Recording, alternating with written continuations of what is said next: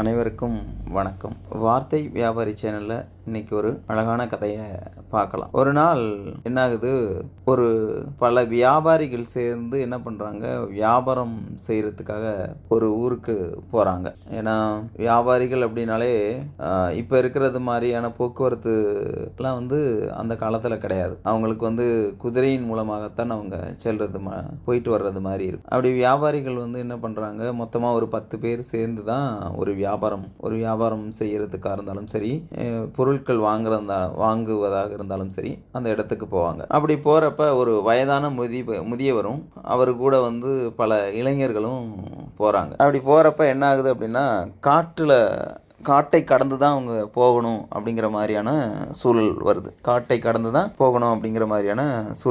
சரி, அப்படி காட்டை கடக்கணும் அப்படின்னா மொத்தமாக எல்லாரும் சேர்ந்து மொத்தமாக பயணித்தால்தான் நலம் அப்படிங்கிற மாதிரி அவங்க திட்டம் போடுறாங்க. ஏன் அப்படின்னா, காட்டில் யாராவது ஒரு திருடனோ இல்லை கொள்ளைக்காரங்களோ இல்லை கொள்ளைக்கார கும்பலோ இருக்கிறதுக்கான வாய்ப்புகள் இருக்குது. அதனால் நம்ம வியாபாரிகள் எல்லாரும் ஒட்டுமொத்தமாக இந்த காட்டை கடக்கணும் அப்படிங்கிற மாதிரி அவங்க சொல்லி பேசிக்கிறாங்க. சரி அப்படின்னு சொல்லிட்டு எல்லாருமே அப்படி குதிரையில் எல்லாருமே தொடர்ந்து பயணம் பண்ணிகிட்டு இருக்காங்க. காட்டில் கொஞ்சம் தூரம் போன உடனே என்ன ஆகுது அப்படின்னா, ஒருத்தர் கீழே விழுந்து கிடக்கிறார். அவருக்கு மூச்சு பேச்சு இருக்கிற மாதிரி தெரியலை. உடனே என்ன பண்ணுறாங்க அப்படின்னா, அந்த வியாபாரிகள் எல்லாருமே பார்க்குறாங்க. அவங்க கடந்து போயிட்டு இருக்காங்க. பட் ஒரு முதியவர் இருக்கார் இல்லையா, அவர் என்ன பண்ணுறாரு, கீழே யாரோ விழுந்து கிடக்குறாங்க, அவங்களுக்கு ஏதாவது உதவி தேவைப்படுதா, அட்லீஸ்ட் நம்ம தண்ணினாவது தெளித்து அவங்கள எழுப்பி விடலாம், அவங்களுக்கு தண்ணினாவது கொடுத்துட்டு போகலாம் அப்படிங்கிற மாதிரி அவங்க நினைக்கிறாரு அந்த பெரியவர். உடனே அவர் என்ன பண்ணுறாரு, குதிரையை அப்படியே லாபகமாக நிப்பாட்டிட்டு உடனே அந்த இளைஞருக்கு பக்கத்தில் போகிறாரு. இப்படி தண்ணி தெளிக்கிறதுக்காக இப்படி தண்ணியோட கேனை எடுக்கிறாரு. திடீர்னு பார்த்தா அந்த இளைஞன் திடீர்னு எழுந்திரிச்சு இந்த வயசானவர் மேலே கத்தியை வச்சுட்டு, நீ இந்த குதிரையை விட்டுட்டு நீ பாட்டிக்க ஓடிடு, இல்லைன்னா உன்னை கொலை பண்ணிடுவேன் அப்படின்னு சொல்லிட்டு அவன் மிரட்டுறான். உடனே அந்த பெரியவர் என்ன பண்ணுறாரு, தன்னுடைய உயிர் தான் முக்கியம் அப்படின்னு சொல்லிட்டு அவர் உடனே அந்த குதிரையை அவன்கிட்ட விட்டுட்டு அந்த காட்டை நடந்தே கடக்க ஆரம்பிக்கிறார். பட் ஆனால் அதில் ஒரு நல்ல விஷயம் என்ன அப்படின்னா, அவன் அந்த குதிரையை மட்டும்தான் பிடுங்கினானே தவிர இவர் கையில் இருக்கக்கூடிய பணத்தை அவன் கேட்கல. சரின்னு சொல்லிட்டு இவர் என்ன பண்ணுறாரு, நடந்தே போய் காட்டை கடந்துடுறாரு. அங்கே இவர் வரலை அப்படின்னு சொல்லிட்டு அந்த வியாபாரிகளும் இவரை தேடுறாங்க. ஸோ இவர் போய் அவங்க கூட ஜாயின் பண்ணிடுறாரு. ஆனால் எப்படியா இருந்தாலும் இன்னொரு குதிரை இல்லாமல் இவங்களெல்லாம் அந்த தேசத்துக்கு போய் வியாபாரம் செய்ய முடியாது அப்படிங்கிறது புரிஞ்சிடுது. உடனே என்ன பண்ணுறாங்க அப்படின்னா, அடுத்த நாள் காலையில் நம்ம பக்கத்தில் இருக்கக்கூடிய ஏதாவது ஒரு ஊரில் போய் இந்த குதிரையை வாங்கிடலாம், புது குதிரை வாங்கிடலாம் அப்படின்னு சொல்லிட்டு அவங்க வியாபாரிகள் பேசிக்கிறாங்க. அப்படி அவர் புது குதிரை வாங்குறதுக்காக அந்த வியாபாரம் நடக்கும் இல்லையா, நம்ம ஊர்ல எல்லாம் சந்தை அப்படின்னு சொல்லுவோம். ஸோ அந்த வியாபாரம் நடக்கக்கூடிய அந்த சந்தைக்கு போகிறாரு.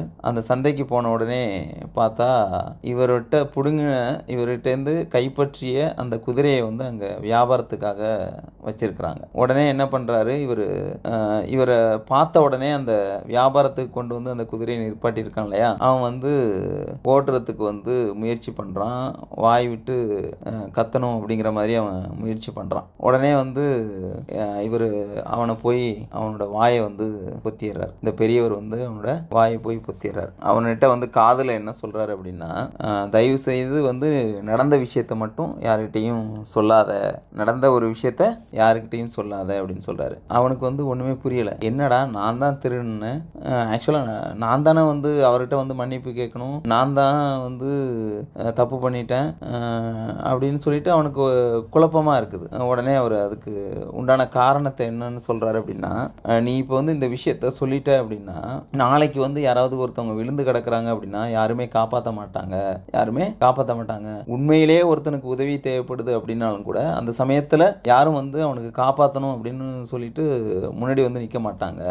ஏன்னா யாராவது இது போல ஏமாத்துறவங்க தான் இந்த மாதிரி படுத்து கிடப்பாங்க அப்படிங்கிற மாதிரியான ஒரு தவறான முன்னுதாரணமாயிடும். ஸோ அதனால் இந்த விஷயத்த யார்கிட்டையும் சொல்லாத, நீ இந்த குதிரையை வச்சுக்கோ, எனக்கு ஒன்றும் பிரச்சனை கிடையாது. ஆனால் ஒன்று பண்ணு, இப்போ இந்த குதிரைக்கு நானே வாங்கிக்கிறேன், இத்தனை பொற்காசுகள் வந்து நான் உனக்கு தர்றேன். இந்த 500 பொற்காசுகளை வச்சுக்கிட்டு நீ இந்த குதிரையை வந்து என்கிட்ட வித்துரு. நீ இதுக்கப்புறம் எந்த ஒரு செயலையும் வந்து தவறான முறையில் செய்யாத. இதை வந்து மூலதனமாக கொண்டு நீ வாழ்க்கையில் முன்னேறதுக்கு உண்டான வழியாக பாரு அப்படின்னு சொல்லிட்டு அவர் சொல்கிறார். உடனே அந்த இளைஞன் கண்ணிலேருந்து தண்ணி கொட்ட சொல்கிறார், நான் உண்மையிலே தவறு செய்து விட்டேன், இனிமேலுக்கு என்னுடைய வாழ்நாளில் நான் தவறு செய்ய மாட்டேன் அப்படின்னு சொல்லிட்டு அவன் சொல்கிறான். ஸோ அவரும் அந்த குதிரையை வாங்கிட்டு வியாபாரத்துக்காக நடக்க ஆரம்பிக்கிறார். இந்த கதையில் நம்ம சரியாக கவனித்தோம் அப்படின்னா சில விஷயங்கள் புரியும். என்ன அப்படின்னா, இன்றைக்கி நடக்கக்கூடிய மிகப்பெரிய மிகப்பெரிய தவறுகள் எல்லாமே என்ன அப்படின்னு பார்த்தீங்கன்னா, தவறான செயல்கள் மூலமாக நம்ம வெற்றி அடையலாம் அப்படிங்கிற மாதிரியான ஒரு செயல்கள் தான் இப்போ நாட்டில் நடந்துகிட்டு இருக்குது. பட் உண்மையிலே உதவி தேவைப்படுறவங்களும் அதனால் பாதிக்கப்படுறாங்க அப்படிங்கிறது வந்து நிறைய மக்களுக்கு வந்து புரிய மாட்டேங்குது.